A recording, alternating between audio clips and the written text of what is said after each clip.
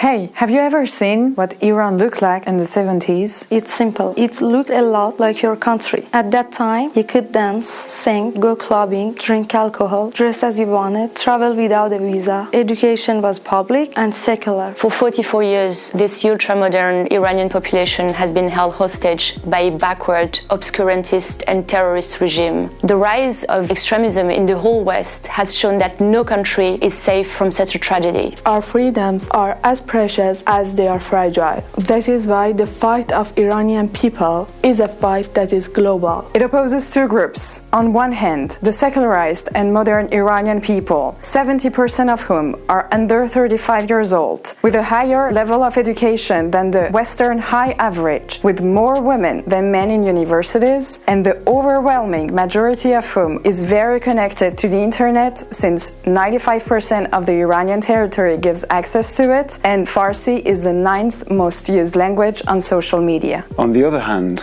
this terrorist Islamic regime, made of corrupt religious fanatics, who think they're representatives of God on earth, that a woman's life is worth half that of a man, and that any opposition to their extremist propaganda must be met with violent repression, torture, and the death penalty. This is how, since September 16, 2022, the regime's repression has resulted in more than 20,000 prisoners whose average age is 16. Already 4 executions by hanging in public space and 500 people murdered by the regime, including 80 children. In addition to taking the Iranian population hostage, this terrorist regime has worked for years to spread its ideology throughout the Middle East, sowing chaos everywhere it goes. Hezbollah in Lebanon, troops of Bashar al-Assad in Syria, Shiite militias in Iraq, Houthis in Yemen, drones sent by Russia on Ukrainian civilian targets. The Islamic regime is behind all of this. And its influence, which has already arrived at the gates of Europe, risks growing further, since it is a few months away from accessing the nuclear weapon. We must act now.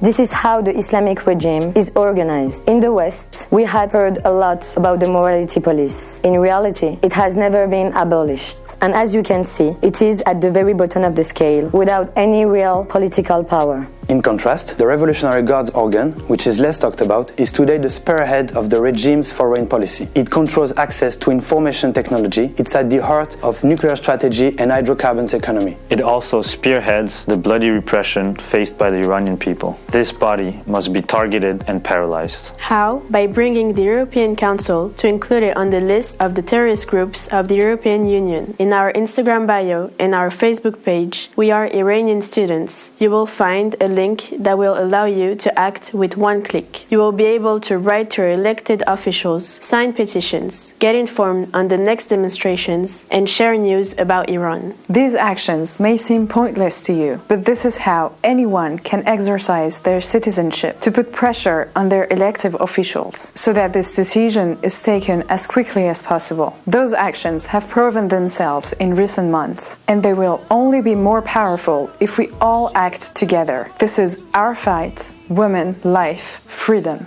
برای زندانیان سیاسی. Pour les femmes. Pela liberdade. Pour cette culture qui m'a ouvert ses bras. Özgürlük için. Pour faire découvrir l'Iran libre à mon fils. For being the voice of Iranian women and men in Western countries. Pour toutes les femmes du monde. برای این همه برای. Pour les familles endeuillées. Per fare festa liberamente. Pour l'espoir et l'avenir de la jeunesse iranienne.